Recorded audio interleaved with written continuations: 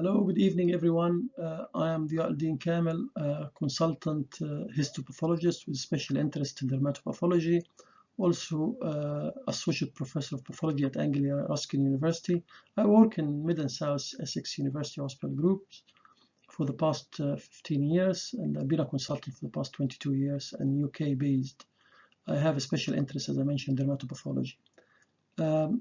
I'm actually giving this presentation, which deals with histological approach of alopecia, or histological approach to alopecia diagnosis. It's meant for the Egyptian Society of Dermatopathology and their followers. So it's meant for this society, and I hope this presentation is useful in your clinical practice. When we mention these biopsies for alopecia, I'm sure most of us would think this is a challenging biopsy, but actually it's very simple. What you need for any biopsy, you need adequate clinical information, which is key for your diagnosis. In addition, you need to have a good technicians who is dealing with the biopsies and sectioning for you, and you need to direct and train the technical staff, of course. So good team working between dermatologist, dermatopathologist, and technical staff is essential for the key of the diagnosis.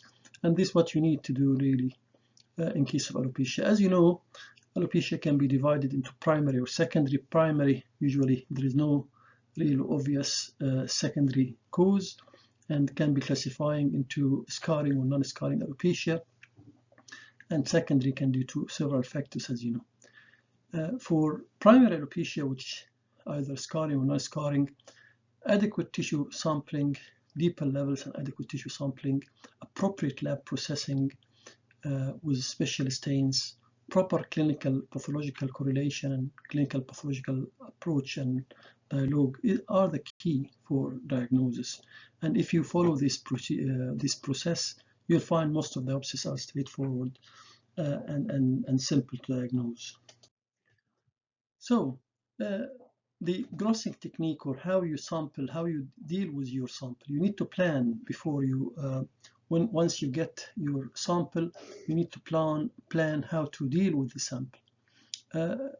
I'm sure most of you would like to have good clinical pathological approach, and most of us will do transverse sectioning rather than vertical sectioning. This is my preferred way. I like to do transverse sectioning. I cut the biopsy from the middle and embed horizontally. I do transverse sectioning. I look at maybe 43 levels and assess. But also longitudinal section can be important. The longitudinal sections, the beauty of longitudinal section, as you all agree, you will see the pathology, or you will see most of the hair follicle length, and you can comment where the pathology is and where the inflammation is. But remember, in the longitudinal sectioning, where you embed the section as you look at any biopsy, if you are lucky, you will get only 2 or 3 hair follicles. Why? Because the hair follicles enter the skin diagonally. And when you cut the biopsy at the middle and embed, if you are lucky, you see 2 or 3 biopsies, and this may not be enough to compare.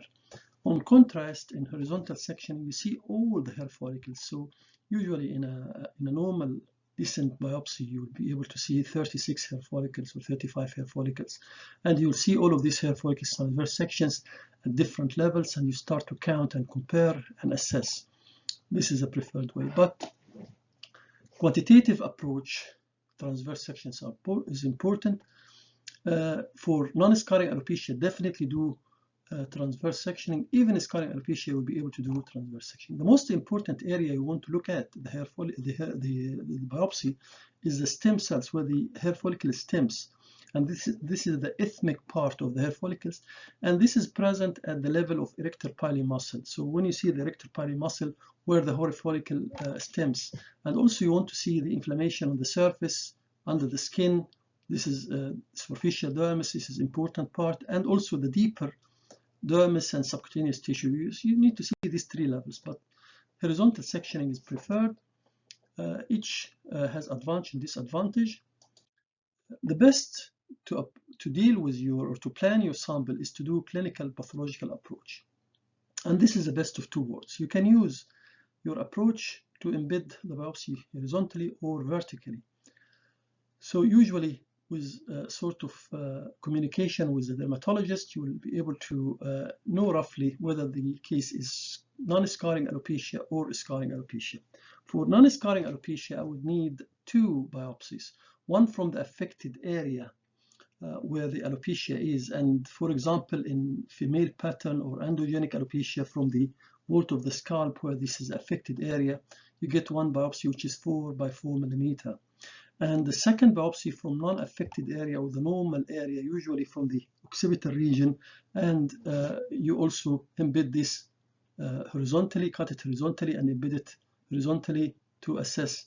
And you compare these 2 biopsies together and you'll be able to clinch diagnosis in few levels. In scarring alopecia, in contrast, you also need 2 biopsies, but these 2 biopsies coming from the edge of the lesion, for frontal line of the lesion, edge of the lesion, where the disease is active. You don't want to see the scarred area, because the scarred area will see just follicular dropout and you will not see the pathology. So you see from the edge of the lesion, and you can embed 1 biopsy transversely and the second biopsy longitudinally. I will show you later on. In both transverse sectioning or longitudinal sectioning, you need multiple levels. I do usually 43 levels.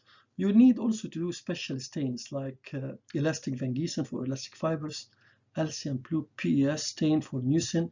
These are very essential stains. In addition to H&E, of course, multiple levels. You need to do some cases like immunohistochemistry, and you need to retain part of the biopsy for immunofluorescence in cases like lymphocytic scarring alopecia, as I will discuss later on. So you need to have your lab prepared for all these techniques before receiving the biopsy itself. So in general, if you receive only 1 biopsy, and this is most of the cases, you receive only 1 biopsy, that's fine. So you have the biopsy here where the hair follicle is coming, the hair follicle coming with the surface here, as you can see, 2 millimeter from the surface. This is 4 millimeter diameter, remember, punch biopsy, 4 by 4, for example. You go 2 millimeter from the surface, you cut, as you can see here, you cut, and then you have another piece which is 4 millimeter diameter, 2 millimeter thick, and another one 4 millimeter diameter, 2 millimeter thick, 2 biopsies, two pieces here.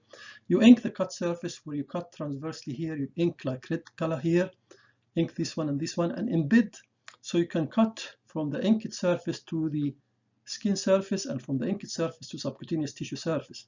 So you ink this way and this way, cut, sorry, and then you'll be able to have decent sections transversely. Orientation is very important, of course, in this case.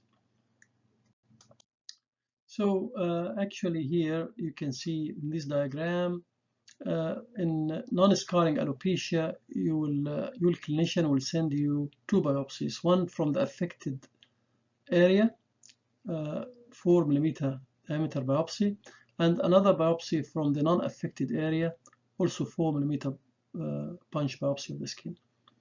You cut both biopsies transversely and embed both biopsies horizontally. And you compare the sections of this biopsy to the sections of this biopsy, and you'll be able to see the abnormalities. And you count the hair follicles and so on. So this is in non-scarring alopecia. In the scarring alopecia, when the clinician thinks it's a scarring alopecia, you will have also 2 biopsies, but these 2 biopsies are coming from the front line of the disease where the disease is still active. One of the biopsies, you do exactly transverse sectioning, cut in the middle, embed horizontally, and do transverse sectioning, multiple transverse sectioning. And the other biopsy here is 4 millimeter. You cut longitudinally. It usually received fresh, and you embed half for immunofluorescence, and the other half you transfer to formaldehyde, then you embed in paraffin for H&E sectioning. So you'll be able to see longitudinal sections as well as transverse sections from the line of affected area in scarring alopecia.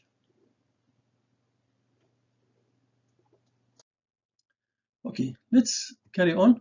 Scarring alopecia. Scarring alopecia or cicatricial alopecia can be primary or secondary. Secondary to many diseases which lead to scarring of the skin. Here is a table of secondary scarring alopecia. But we will focus in this presentation on primary cicatricial or scarring alopecia, which actually this is what you will make a diagnosis of. And it can be due to numerous factors, usually lymphocytic or neutrophilic. We will discuss later on. So remember, scarring alopecia can be an end stage of non-scarring alopecia. And you may have a biphasic scarring alopecia where the alopecia starts as non-scarring and ends up like scarring alopecia. And remember, scarring alopecia will not really make a scar. It will make a follicular dropout and a scar within the hair follicle itself, not in the skin. So this is something for you to remember.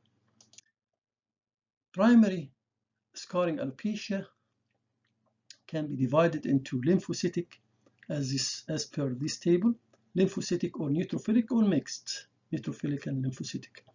Generally, lymphocytic scarring alopecia are more common than neutrophilic scarring alopecia. The ratio is usually 4:1. Also, lymphocytic scarring alopecia is more common in female, and neutrophilic scarring alopecia is more common in male.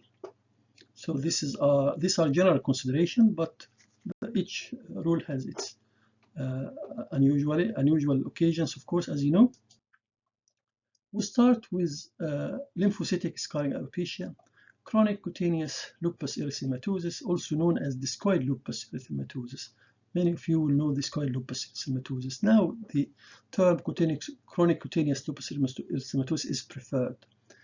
Clinically characterized by ill-defined patches of alopecia with decreased follicular orifices, scaling, erythema, follicular plugging, depigmentation, and atrophy. This is a clinical presentation, especially at the early stage of the disease. Histologically, you will see follicular hyperkeratosis, and follicular hyperkeratosis is the other term we call this follicular plugging, okay? And vacuolar interface folliculitis at the level of infundibulum. And where is the infundibulum? Where the hair follicle just under the epidermis, where the sebaceous glands start. This is called infundibulum. This part is called infundibulum, the early on part of the hair follicles from the surface of the skin. The interface inflammation also affects the epidermis in between the hair follicles. So interface follicular inflammation affects the area in between the hair follicles. The interfollicular epidermis also involved with also in addition to this, you have inflammation around perivascular and periappengeal inflammation, and most of the inflammatory cells are lymphocytes and plasma cells. Plasma cells are important, so rich in plasma cells. So these are the early stages of chronic cutaneous lupus erythematosus. Later on, you will see concentric lamellar fibrosis. So you see concentric lamellar fibroplasia around the hair follicles. You see thickening of the basal lamina, especially even around the hair follicles and the surface of the skin as well. You see some pigment incontinence, and this is manifested clinically as inflammatory pigmentation. You see dermal mucin, and this you can do Alsan blue and highlight the dermal mucin. You see loss of elastic fibers by elastic Van Gieson, stain elastic fibers black. You do elastic Van Gieson, you see loss of elastic fibers. These are the later stages. If you do immunofluorescence, and I think in this case it will be helpful, if you do immunofluorescence, the diagnosis can be easily done because you will see granular deposits around the hair follicles of IgG and C3 along the epidermal and follicular based membrane. So here some photos where the chronic stages you see inflammatory pigmentation and affected area, thickening of the basal lamina, perifollicular fibrosis, inflammation elsewhere. If you do mucin stain, you see Alsan blue PS here, positive. You see the inflammation around the skin adnexa and the blood vessels, usually rich in plasma cells with lymphocytic infiltration as well. Here you see interface inflammation, some pictures, you see interface and clinical features as well here for discoid lupus erythematosus, and these are more features. Lichen planopilaris is also a form of lymphocytic scarring alopecia. It's one of the common diagnosis and common cases. I usually see maybe 2 to 3 patients weekly in lichen planopilaris. It has a characteristic clinical features. Clinically, lichen planopilaris usually present with atrophic, ill-defined patches of scarring alopecia with decreased follicular orifices. And the margin of the alopecia where the process is still active, you see perifollicular erythema and follicular scales. And you can see here in the upper picture, you see the margin of the erythema and scaling and hair loss easily. There is a variant which is a clinical variant of lichen planopilaris, and in this variant is called frontal fibrosing alopecia. It's a characteristic clinical variant, but histologically will show the same features as we see in lichen planopilaris. The clinical characteristic of frontal fibrosing alopecia usually arises in menopausal ladies, affects the frontal line of the scalp with recession backward of the hairline, and also the lady will present with alopecia affecting the eyebrow. So these are the clinical feature of frontal fibrosing alopecia. And remember, this is just a clinical variant, so the histopathologist or dermatohistopathologist will not be able to make this diagnosis, but I will say the features are those of lichen planopilaris. Clinical pathological correlation and approach is important, as frontal fibrosing alopecia should be diagnosed clinically rather than histologically. Remember, in lichen planopilaris and its variant, the histological features are the same. So we as histopathologists or dermatopathologists, without looking at the patient, we cannot tell the difference. So we have to suggest to our dermatology colleagues who will make the difference. But in lichen planopilaris and its variants, you see a characteristic interface inflammation at the ethmic and infundibular portion of the hair follicle. So where is the ethmic and infundibular portion? The ethmic, where the hair follicle actually starts to see, you can see erector pili muscle. So you see erector pili muscle near the ethmic, and this is the most important area of the hair follicle, as I mentioned, where the hair follicle stems and regenerate. So this is called the ethmic portion. The infundibulum, where the the beginning of hair follicles from the surface up, you see sebaceous glands, and this is called the infundibular portion of the hair follicle. So at the infundibular and the ethmic portion, you see dense perifollicular interface inflammation. This perifollicular interface inflammation will not affect the interfollicular areas. It will not affect the skin surface. It will affect only the hair follicles. That's why it's called lichen planopilaris, right? Later on, in subacute to chronic cases, the inflammation will back up, will be replaced by fibrous tissue. So there will be perifollicular fibrosis, like concentric perifollicular fibrosis, as you can see here, and the inflammation will back up around the fibrotic area with it. Okay, and if the process continues for longer time without treatment, this will lead to scarring, alopecia, and follicular dropout. So these are the features of lichen planopilaris, which, in my opinion, one of the common variants of alopecia, one of the common causes of alopecia. Central centrifugal scarring or cicatricial alopecia, central centrifugal cicatricial alopecia, CCCA. It's formally known as hot comb alopecia. Why? It's progressive form of scarring alopecia, most seen in young to middle-aged African female, also can be seen in male, with history of traumatic hair styling, hair straightener with oils, heat, chemicals, and traction, but also can occur de novo without any cause, especially in men.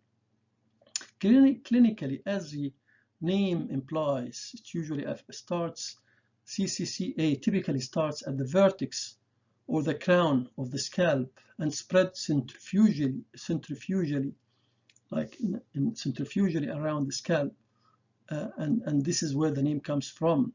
Early stages may show features of folliculitis decalvans. So there are some overlapping features of folliculitis decalvans. We will discuss this term later on, but in folliculitis decalvans, you see neutrophilic infiltrate. Okay, histology, or what's the histological features of CCCA? Typically is a scarring alopecia with perifollicular concentric fibrosis. You see perifollicular concentric fibrosis, okay, usually lymphocytic, Okay, concentric fibromyalgia, perifollicular and perivascular lymphoid infiltrate, destruction of follicular epithelium. You can also see naked hair shafts in giant cells, and this is very often seen. And in terminal phases, you see follicular dropout. Okay, but the most distinctive features. What is the most distinctive features of CCCA?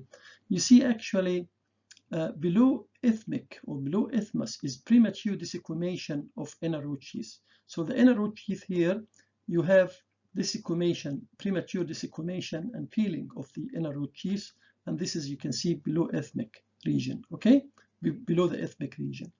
Also, you see eccentric narrowing of the eccrine epithelium. So here, you can see the hair follicle is not really central. You have here normal thickness, but here is actually thinning of the follicular epithelium here, severe thinning, and also here severe thinning. So you see this kind of inner root sheath and eccentric thinning of the follicular epithelium is characteristic of central centrifugal scarring alopecia. So these features, two features, the premature desquamation of inner root sheath below the isthmus and eccentric thinning of follicular epithelium are characteristic. And once you see these two, you can easily make the diagnosis of CCCA. You will see naked hair follicles within giant cells, foreign body type giant cells very often. And some cases you see complete scarring alopecia, as you can see here. The other cause here of lymphocytic scarring alopecia, what we call pseudopelade of Baruch. And this is an idiopathic and slowly progressive form of cicatricial alopecia, clinically presenting with multiple small alopecia patches on the vertex, usually alopecia patches on the, and usually leaves area of scarring, and it looks like footprints, like we define at footprints in snow, like someone is walking in the snow and leaving his footprints. Okay, patches and in the vertex and parietal area of the scalp, you have this kind of footprints in the snow. While the clinical presentation is characteristic, the histological features not characteristic. What you see histology just scarring, okay, and complete loss of the hair follicles. The condition is not really entirely understood, and this can be an end stage of many other scarring alopecia or non-scarring alopecia. But clinically, it's characterized by this kind of footprint in snow, where you see like areas, patches, areas, defined areas of hair loss with scarring.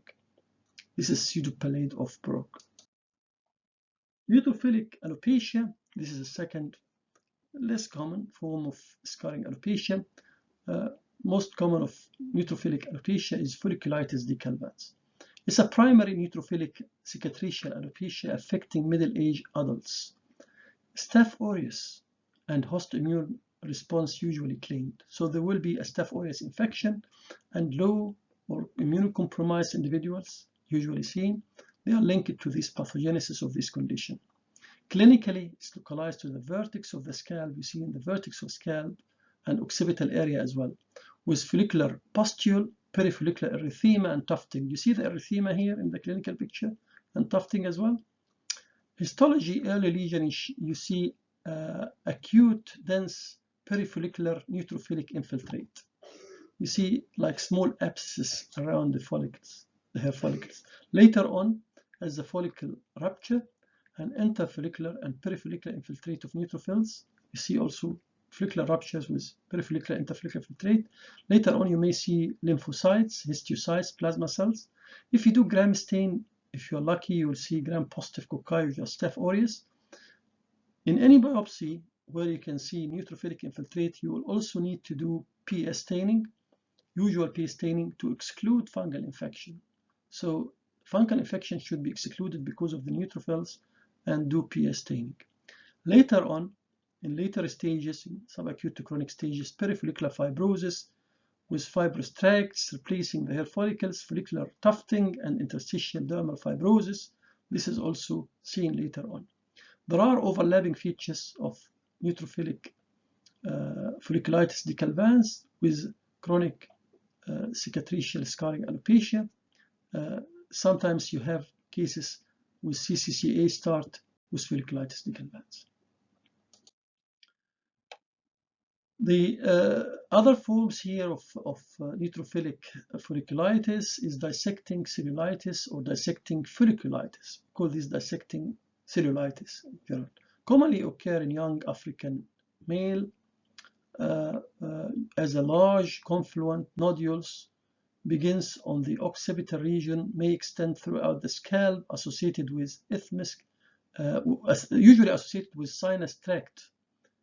So it's usually like a sinus tract, exactly what you see, for example, in hidradenitis suppurativa, like a sinus tract or a cyst which is inflamed.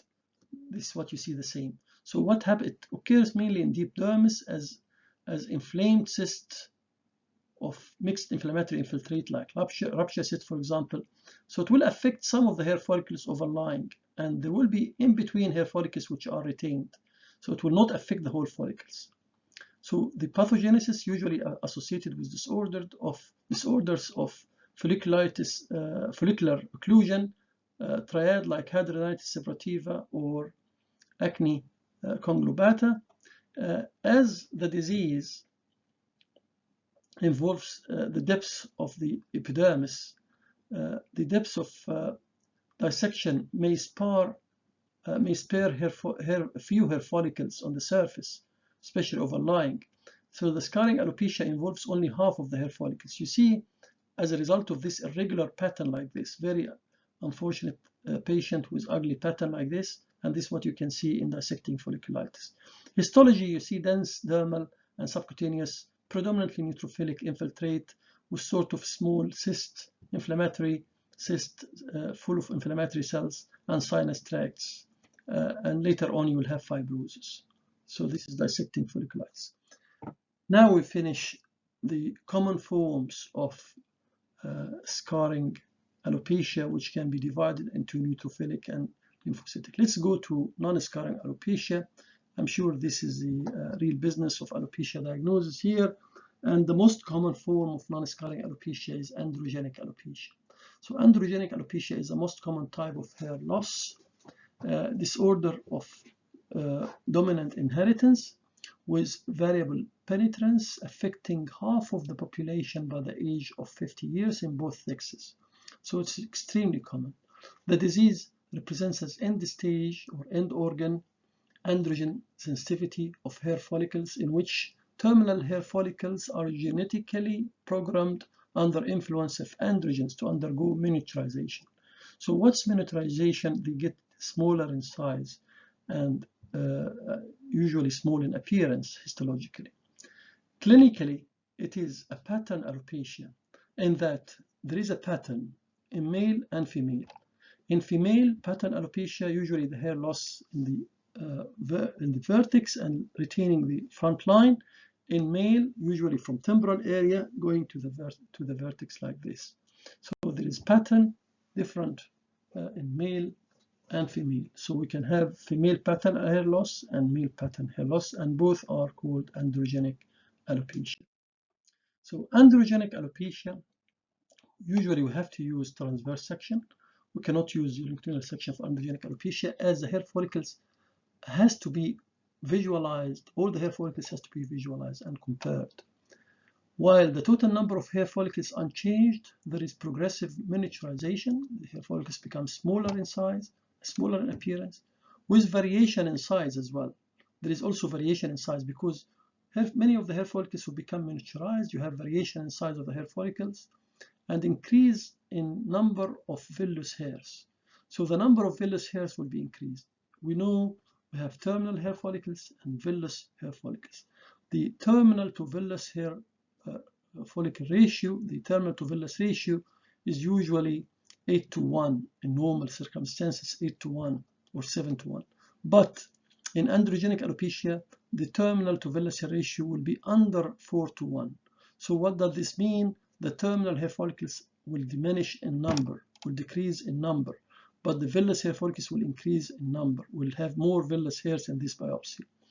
Actually, a ratio of 3:1, terminal 3:1 villous, a diagnostic. This is diagnostic for androgenic alopecia. So you need to count the terminal hair follicles and the vellus hair follicles to make the diagnosis, because this is essential, especially when you're dealing with androgenic alopecia and when you want to make this diagnosis and to differentiate between androgenic alopecia to chronic telogen effluvium.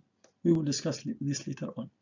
The ratio does not take into account intermediate follicles. So intermediate hairs are not taken into account, which have a hair shaft in between terminal and vellus hairs.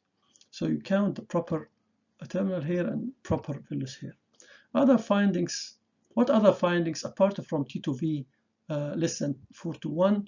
You see perifollicular inflammation.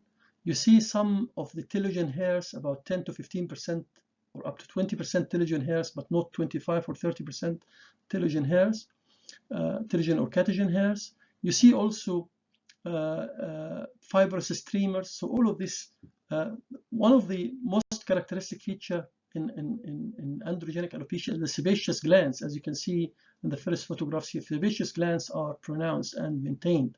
So you see perifollicular lymphocytic infiltrate, prominent sebaceous glands. Sebaceous glands are there. You see also sun damage effect like solar elastosis is very common.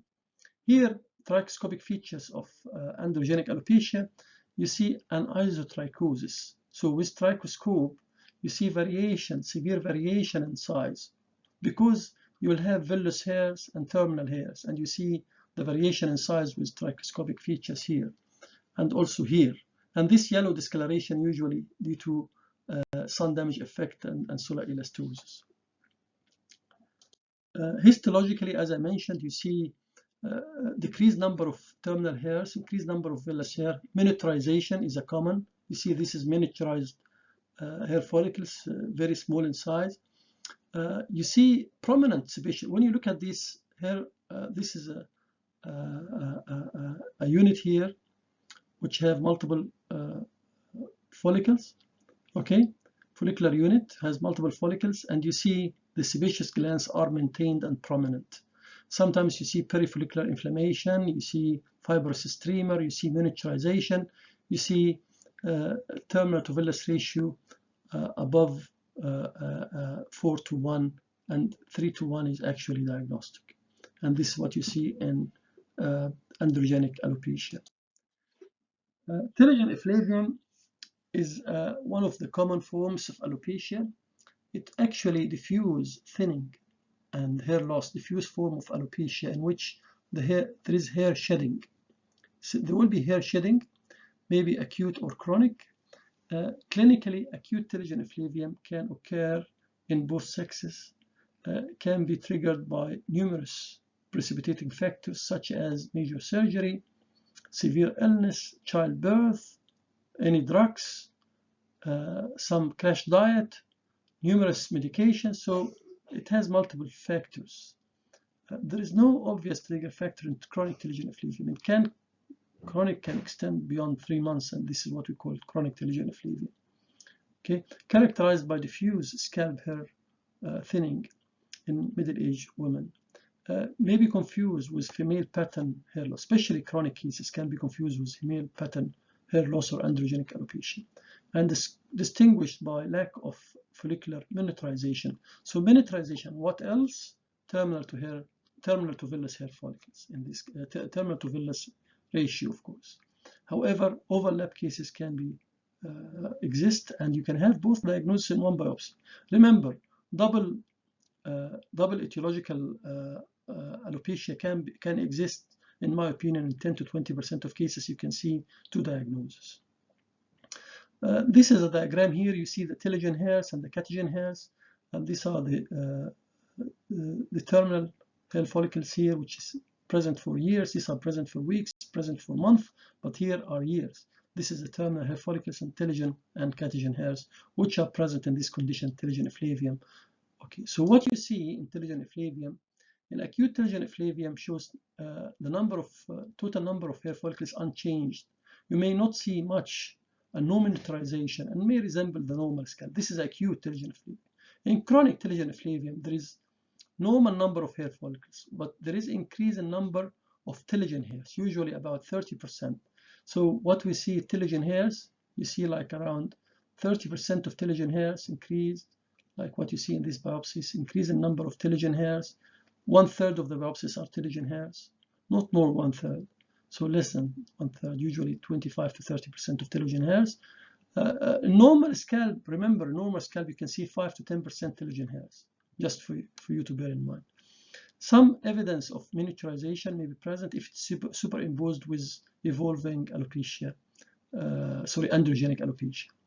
The standard cutoff points to differential diagnosis between chronic telogen effluvium and female pattern hair loss is T to V ratio. In most cases, you need to count T to V ratio. If it is above 8 to 1, so you have most of the hair follicles in terminal hair follicles, you are dealing with telogen effluvium. If it is below 4 to 1, you are dealing with androgenic alopecia. Okay, there is also other features. You see other features in telogen effluvium like perifollicular inflammation, perifollicular collagen deposition. You can see fibrous streamers, and this can be seen in about 10% of cases. Alopecia areata is another common form of alopecia, usually affects young patients.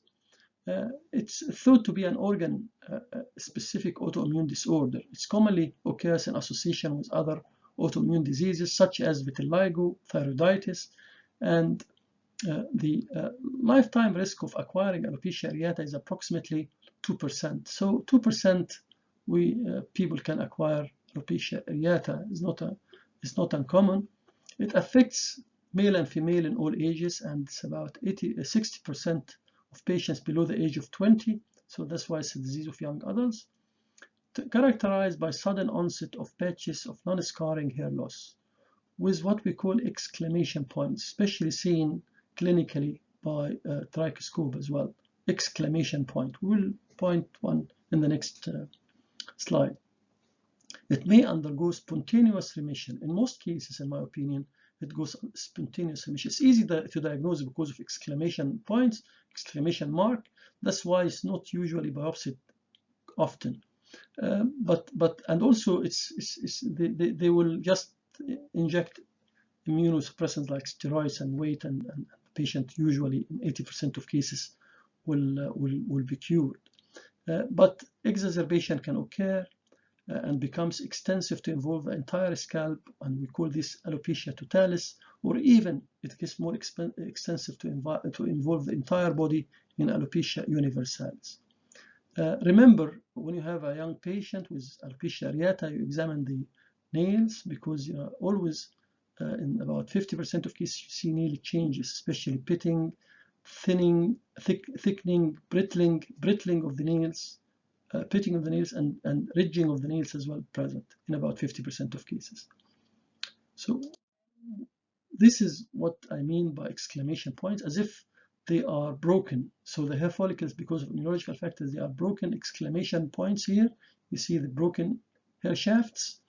The histological feature hallmark, you see like in the around the root of the hair follicles, dense perifollicular follicular lymphocytic infiltrate, what we call swamp of bees, like here. If you are lucky, you will see this, but you may see a lot of other features we'll describe. So these exclamation points, and these are whole histological features. So here you have different, as if you are dealing with the early stage, or if you are dealing with long-standing stage. In early stage, you see peribulbar lymphoid cell infiltration, what we call swarm of bees, like you are dealing with swarm of bees here, that may involve the follicular epithelium. You also may see eosinophils, plasma cells, may be present in about 75% of cases. Shift of anagen, so you see more anagen and catagen more than any other disease, and about 70 to 80% of hair follicles will be shifted out of anagen to catagen or telogen. So you see more telogen and catagen in any other than even telogen effluvium. Telogen effluvium, you see the catagen or telogen in about 25 to 30%, but here 75% you see shift to catagen or telogen of the hairs, with increased number of villous hairs. You see increasing number of villous hairs. Okay, total number of follicles is unchanged still. Additional features you see secondary, like what we call keratomalacia, dysmorphic follicles and pigment cast as well present here. So these are the additional features which are present.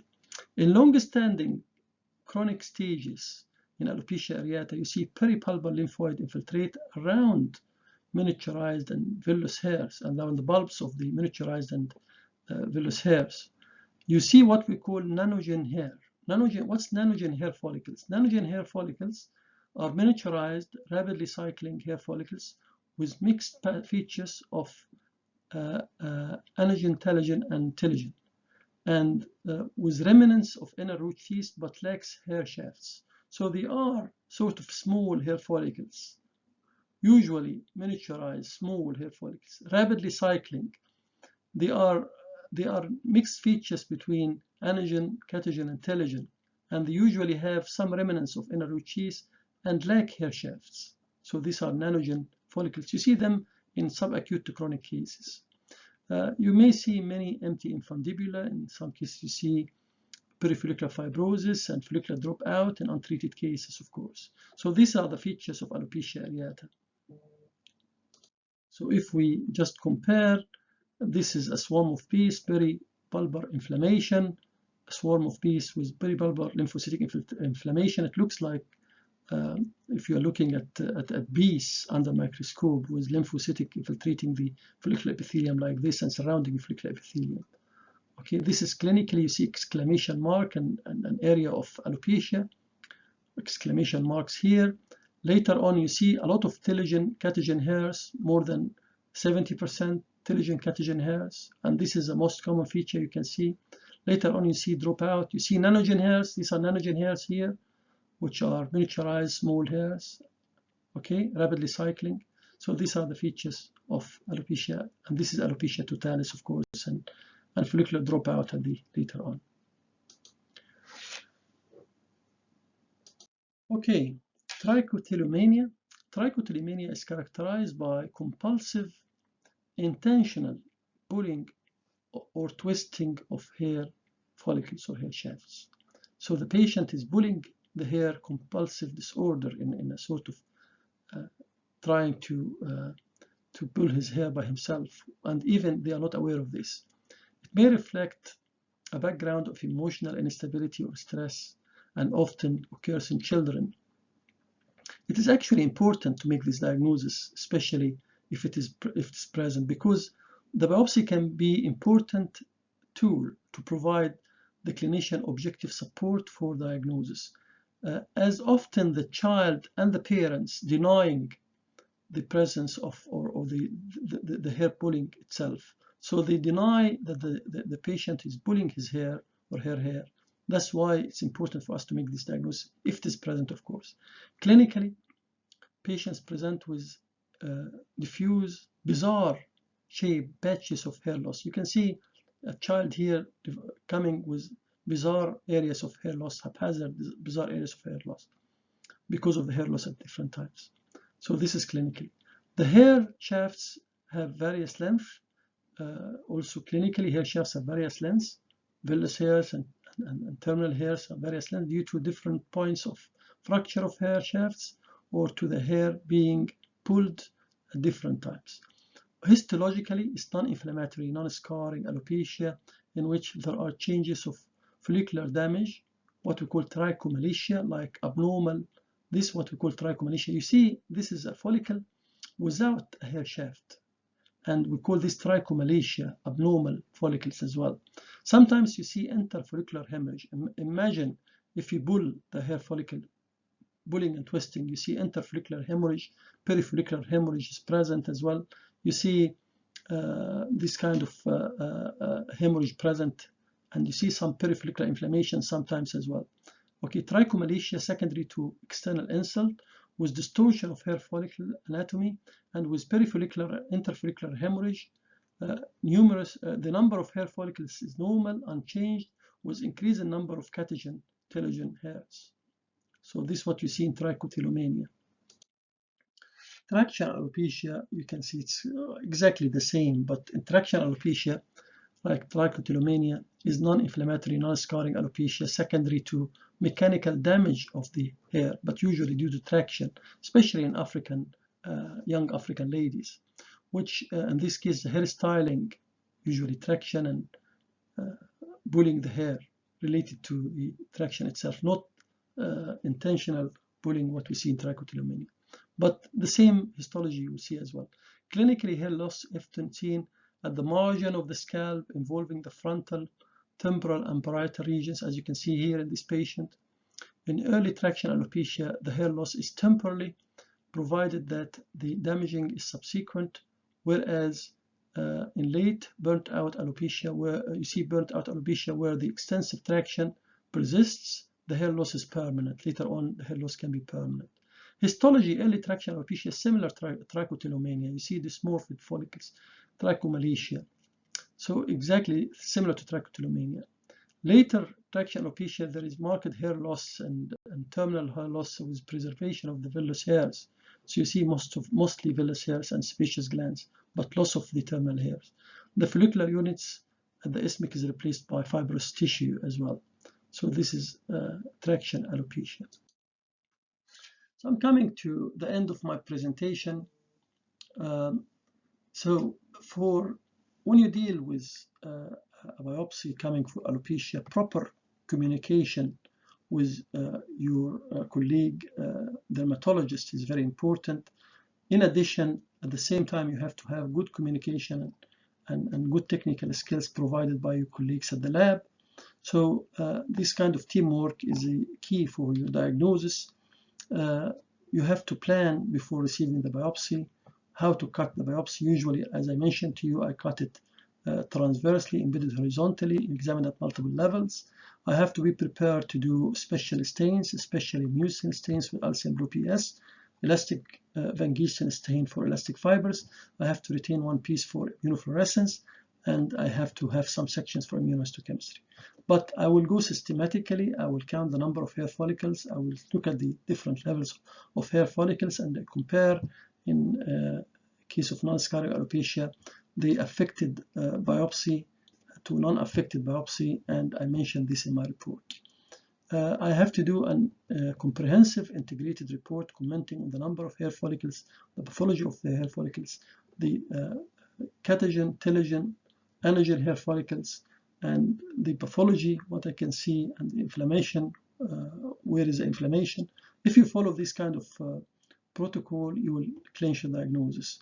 And this is an example of a report which I got it from the textbook here.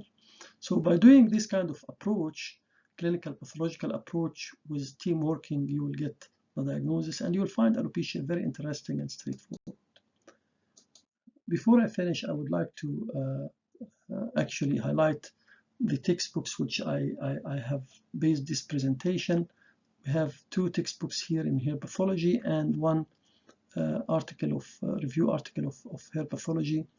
So this is the Catherine Stefanetto, our colleague, the dermatopathologist from St. Thomas's Hospital, written this article here. And hair pathology with trichoscopic correlation in Myria Miteva is also very useful textbook. And the third textbook is Skin Atlas of Hair Pathology, second edition, Sperling and Cooper and Knopp. This is a very good textbook as well. I don't go beyond these textbooks, but you can of course find several textbooks for hair pathology. I would like to thank you, and I hope I did not make it long for you, and all the best for your practice and alopecia diagnosis.